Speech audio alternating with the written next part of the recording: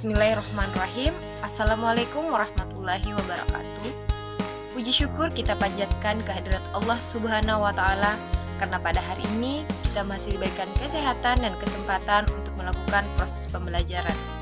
Adapun proses pembelajaran pada kali ini yaitu menyelesaikan video presentasi sebagai bentuk tugas yang diberikan oleh dosen kami, yaitu Pak Dr. Muhammad Jamil Barambagi MPD dan Pak Aprisal MPD selaku dosen dari mata kuliah pengantar pendidikan. Adapun judul materi yang akan dibahas pada video presentasi ini mengenai demokrasi pendidikan. Nah, sebelum kami mulai membahas materi, ada baiknya jika kami memperkenalkan diri dan anggota kami terlebih dahulu. Perkenalkan, nama saya Eka Purnamayanti selaku moderator sekaligus pemateri pertama, Isnawati sebagai pemateri kedua, Sarmila sebagai pemateri ketiga, Nur Aini sebagai pemateri keempat, Hasriani Asruski sebagai pemateri kelima, dan Arif Rahman sebagai pemateri keenam. Untuk pembahasan lebih dalam akan dibahas di video presentasi berikut ini. Selamat menyaksikan. Baik, pada bagian pertama saya akan membahas mengenai pengertian pendidikan demokrasi. Terdiri dari dua kata, yaitu pendidikan dan demokrasi. Apa itu pendidikan? Pendidikan adalah pembelajaran pengetahuan, keterampilan, dan kebiasaan sekelompok orang yang diturunkan dari generasi satu ke generasi berikutnya melalui pelajaran, pelatihan, atau penelitian. Sedangkan untuk demokrasi, menurut Kamus Besar Bahasa Indonesia, demokrasi diartikan sebagai agasan atau pandangan hidup yang mengutamakan persamaan hak dan kewajiban serta perlakuan yang sama bagi semua warga negara. Dalam pendidikan, demokrasi ditunjukkan dengan pemutasan perhatian serta usaha pada si anak didik dalam keadaan sewajarnya, yaitu inteligensi, kesehatan, keadaan sosial, dan sebagainya. Di kalangan taman, siswa dianut sikap tuturi handayani, yaitu sikap demokratis yang mengakui hak asasi untuk tumbuh dan berkembang menurut kodratnya.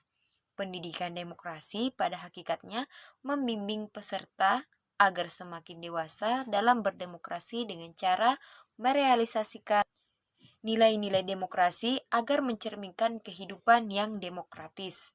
Dengan demikian, tampaknya demokrasi pendidikan merupakan pandangan hidup yang mengutamakan persamaan hak dan kewajiban serta perlakuan yang sama di dalam berlangsungnya proses pendidikan antara pendidik dan anak didik serta juga dengan pengelola pendidikan. Baik, saya serahkan untuk pemateri selanjutnya. Prinsip-prinsip demokrasi. Ada beberapa masalah yang senantiasa terkait di dalam setiap pelaksanaan pendidikan, antara lain, yang pertama, hak asasi setiap warga negara untuk memperoleh pendidikan. Yang kedua, kesempatan yang sama bagi warga negara untuk memperoleh pendidikan.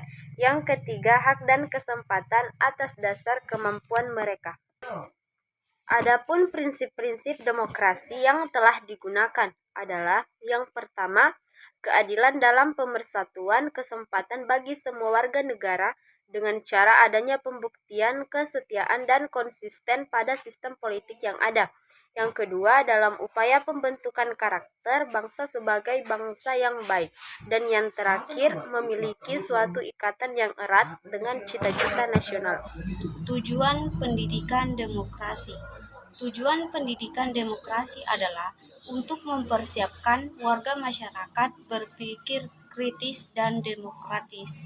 Namun demikian, apabila berkaitan dengan pendidikan, persoalan yang muncul adalah mungkinkah pendidikan demokrasi dilangsungkan dalam suasana sekolah yang sangat birokratis, hierarkis, sentralistis, dan elitis?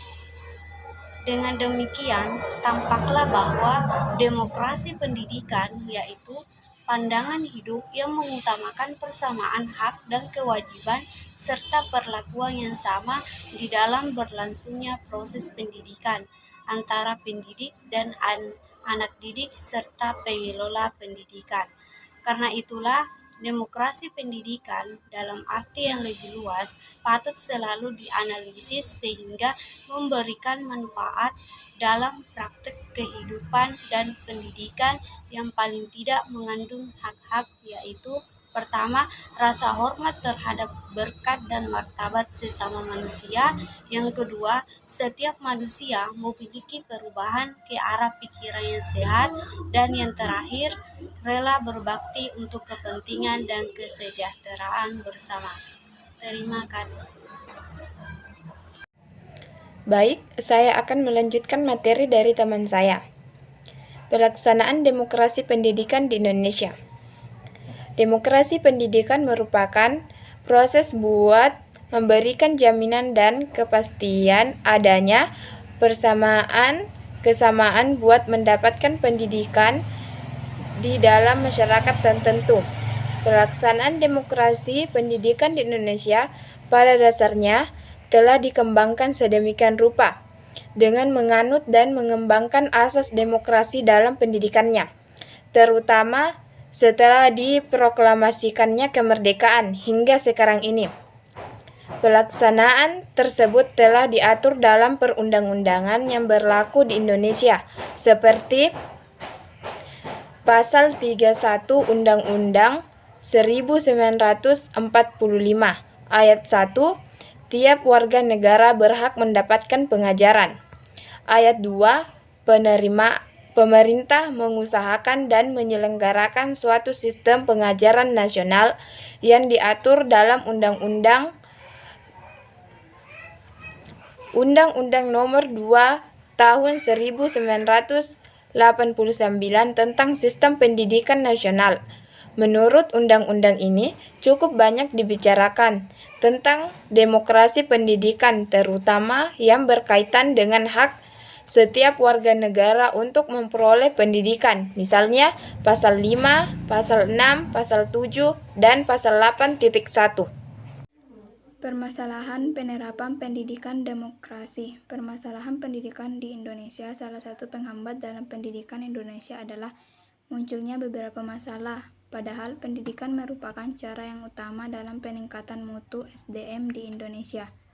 Kali ini masalah yang muncul dalam pembahasan makalah demokrasi pendidikan di Indonesia meliputi: yang pertama, rendahnya partisipasi masyarakat. UU SPN Pasal 5 Ayat 2 menyatakan bahwa peran serta masyarakat dalam pendidikan meliputi peran serta perorangan, kelompok, keluarga, organisasi, profesi, pengusaha, dan organisasi kemasyarakatan dalam penyelenggaraan dan pengendalian mutu pelayanan pendidikan. Setelah dijelaskan di atas tentang undang-undang yang menerangkan pentingnya partisipasi masyarakat, tapi dalam praktiknya peran masyarakat dalam pendidikan rendah. Misalnya masih rendah pemikiran masyarakat tentang pentingnya pendidikan, ada kalanya dalam hal kegiatan sekolah, kadangkala orang tua kurang mendukung dalam kegiatan sekolah tersebut, dan lain-lain. Yang kedua, rendahnya inisiatif kebijakan yang kurang demokratis. Telah dijelaskan kebijakan-kebijakan pemerintah dalam pendidikan. Kebijakan pemerintah ini kurang demokratis dalam hal kurang meratanya pendidikan. Pemerintah hanya mempertimbangkan potensi pendidikan secara nasional, padahal setiap daerah potensi dalam hal pendidikan berbeda-beda. Masalah ini menimbulkan kurang demokratisnya kebijakan pemerintah. Yang ketiga, tantangan kehidupan global lambat laun. Semua hal mengalami perkembangan, salah satunya dalam hal pendidikan. Pendidikan juga mengalami perkembangan secara global. Buktinya pemerintah kita menyempurnakan kurikulum yang dulunya menyangkut kognitif saja, sekarang terdiri aspek kognitif, psikomotor, dan efektif. Lebih khusus dalam hal demokrasi pendidikan juga mengalami perkembangan, tapi hal-hal yang terkait dalam pendidikan belum mengikuti perkembangan global. Yaitu poin 2.6, solusi menghadapi permasalahan penerapan pendidikan demokrasi.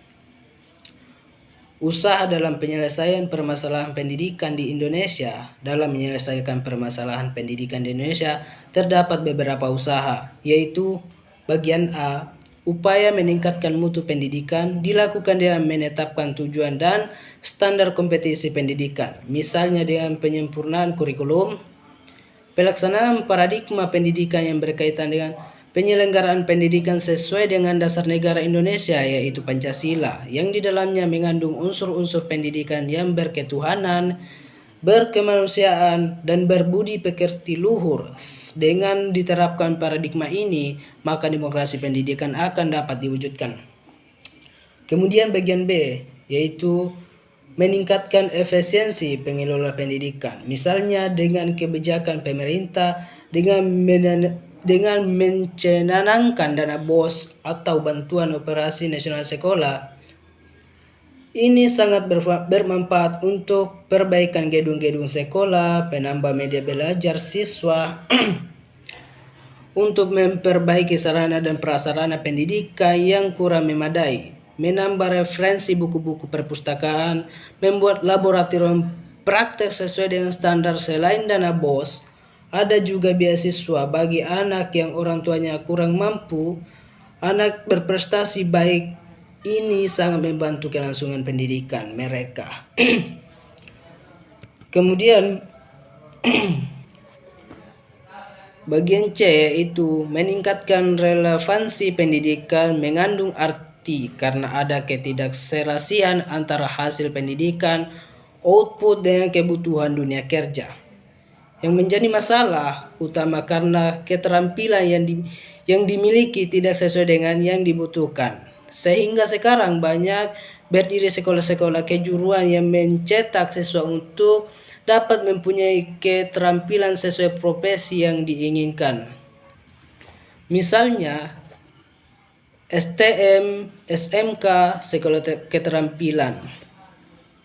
Bagian D, untuk mengatasi rendahnya kualitas guru, pemerintah sekarang mengeluarkan kebijakan bahwa guru SDN minimal harus S1 atau strata 1, dana dalam proses pembelajaran mengajar harus sesuai. Adapun kesimpulannya, yaitu demokrasi pendidikan merupakan suatu kebijakan yang sangat diambangkan oleh masyarakat. Melalui kebijakan tersebut, diharap pulang masyarakat untuk menikmati pendidikan semakin lebar sesuai dengan kemampuan dan kesempatan yang dimiliki. Adapun saran, yaitu semoga dengan tersusunnya makalah ini dapat memberikan gambaran dan menambah wawasan kita tentang demokrasi pendidikan.